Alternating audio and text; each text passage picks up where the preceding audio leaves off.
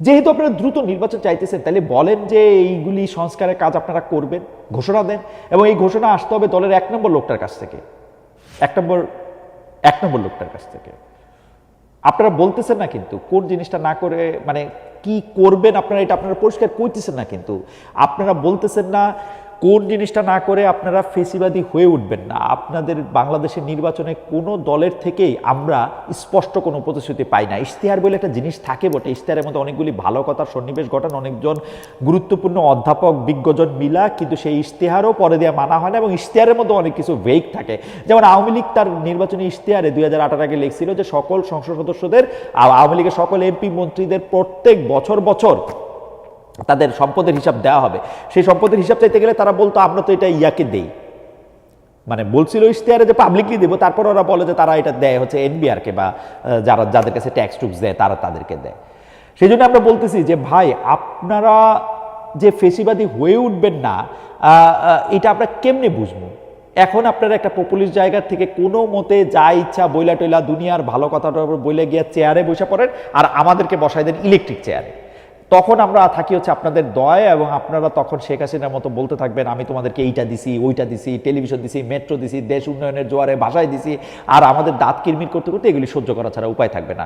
ভোটের মাধ্যমেই হোক আর ভোট ডাকাতি করাই হোক, ইলেকশনের একটা দিন বাদে যে ব্যবহার সরকার আমাদের সাথে করে তা জমিদার আর প্রজার মতন। আমাদের কপাল খারাপ হইল, আমাদের কপাল যে খারাপ এটা আমরা কেমনে বুঝি জানেন? আমাদের এই কপাল খারাপ হইলো যে এই কাজগুলি অনির্বাচিত সরকারও করে, মানে যে মানে মানে নির্বাচিত হয়ে আমগরে জ্বালায়, ভোট ডাকাতি করে আমগরে জ্বালায়, অনির্বাচিত সরকারও এই একই কাজ করে। এই অনির্বাচিত সরকারগুলির কাছ থেকেও আমাদের আশা দ্রুত ফুরায় যায়। আমরা যখন আপনাদের নির্বাচন করতেছি, সুতরাং আমরা যখন আপনাদেরকে নির্বাচিত করতেছি, আমরা যখন আপনাদেরকে ভোট দিতেছি, এই মানে আমগো কথা বাদ দেন, এই যে জেনজিরা বা মিলেনিয়ালরা যারা প্রথমবারের মতো ভোট দিবে, এইটা কিন্তু তাদের আমানত। এই জীবনে তারা ভোট দেয় নাই, কিন্তু মনে রাখেন। তাইলে আপনারা আমাদের সামনে ওয়াদা করেন, বলেন আমি ওয়াদা করতেছি যে আমি যদি নির্বাচনের সংস্কার না করি, মানে নির্বাচনের ব্যবস্থা সংস্কার যদি আমরা না করি, পরপর দুইবারের বেশি যদি প্রধানমন্ত্রী থাকি, আমি যদি বিচার বিভাগ নিয়ন্ত্রণ না করি, আমার যদি ক্ষমতার কোনো ভারসাম্য না থাকে, তাইলে আগামী কল্য হইতে তোমরা আমার নামে ডট ডট এবং আমাকে ভাগাই দিও।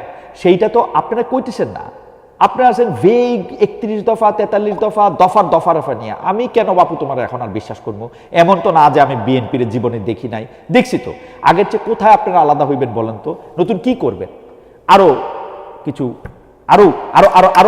কথা আসলে আমার বলার আছে। আশা করতেছি আগামী পর্বে ভ্যাট, দ্রব্যমূল্য এগুলি নিয়ে কথা বলবো। বাংলাদেশে একটা রাজনৈতিক সরকারের দরকার কেন, সেইটা নিয়েও আগামী পর্বে হয়তো আমি কথা বলবো। 31 ডিসেম্বরে জুলাই বিপ্লবের ঘোষণা পর্ব পিছায় নেওয়া হয়েছে 15 জানুয়ারি, কথা বলবো সেই বিষয়ে। 2025-এ আমরা অনেক কথা বলবো, নিজের বাইরেও পাশের মানুষটা নিয়ে ভাববো। যখন আমরা অন্যের সাথে কথা বলি, তখন যেন খেয়াল রাখি সে আমার মতোই আরেকজন মানুষ, যাতে সহমর্মিতা থাকে আমাদের মনে। আল্লামা ইকবাল বলেছেন, বাত जो दिल से निकलती है असर रखती है, पर नहीं তাকাতে পারওয়াজ মাগার রাখती है। আমরা মনের কথা বলবো, মনের ভিতর থেকে উঠে আসা সত্যি কথার মতন পাওয়ারফুল খুব কম কিছুই আছে দুনিয়ায়। সবাই ভালো থাকবেন, দেখা হচ্ছে আগামী পর্বে।